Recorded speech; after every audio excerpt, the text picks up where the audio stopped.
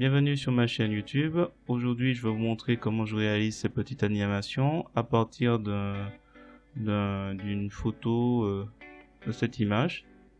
Donc l'objectif, c'est d'avoir une petite animation. Si vous trouvez que l'effet est réussi, je vous remercie de me mettre un pouce vers le haut et de me laisser un commentaire. N'hésitez pas également à vous abonner à ma chaîne pour regarder plus de contenu de ce genre.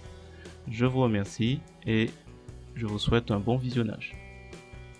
Alors, je suis parti de cette image que j'ai récupérée sur pixabay.com, donc une image gratuite. L'idée, ce sera de le rendre un peu étincelant grâce à un filtre qu'on trouve grâce au greffon Gemic. Donc, je vous mets le lien dans la description pour pouvoir le télécharger. C'est gratuit, ainsi qu'un lien sur une vidéo pour l'installer. Donc l'idée après, c'est d'aller sur Rodilius. Donc vous tapez, si vous le trouvez pas, Rodilius. Il se trouve dans la partie séquence. Et là, l'idée, je ne vais pas trop toucher aux paramètres, c'est d'avoir un paramètre donc start end, donc de départ et d'arrivée. Et là, j'ai mis par défaut les 10 frames. Et les paramètres les plus utiles ou intéressants, c'est amplitude. Donc là, j'ai mis légèrement celui de start légèrement plus bas que celui de la fin au niveau des éléments. Et puis, vous pouvez toucher après les deux autres éléments pour accentuer un peu les effets. Ensuite, en mode de sortie, j'ai mis nouvelle image.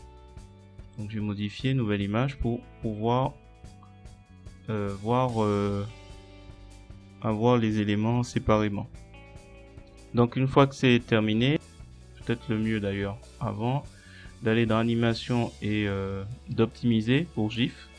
Comme ça on aura une image un peu moins déjà plus optimisée au niveau de la taille.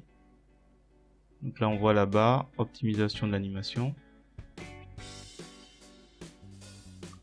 J'ai oublié aussi possibilité aussi de changer le mode donc conversion en couleur indexée.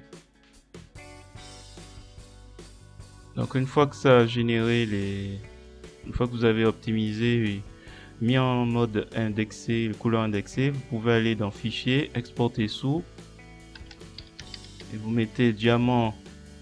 L'extension importante c'est .gif. Vous faites exporter, il va vous proposer en animation.